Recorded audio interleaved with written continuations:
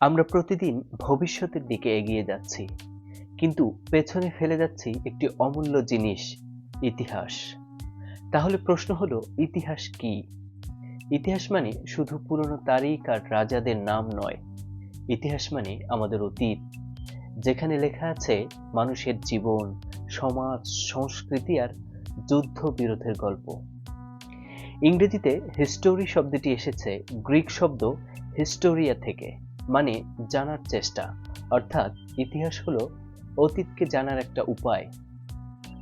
ইতিহাস আমাদের শেখায় কিভাবে সভ্যতা গড়ে উঠেছে, কিভাবে ভুল থেকে শিখে আমরা আরো ভালো সমাজ তৈরি করতে পারি। ইতিহাস জানলে বুঝতে পারি কেন আজকের পৃথিবী এমন। তাই ইতিহাস শুধু আমাদের অতীতের গল্প নয়, এটা ভবিষ্যতের পথ দেখায়। আর এ কারণেই ইতিহাস জানা দরকার, আমার, আপনার, আমাদের সবার। কারণ যে জাতি তার ইতিহাস ভুলে যায়, সে কখনোই একটি গন্তব্যে পৌঁছাতে পারে না। ধন্যবাদ সবাইকে।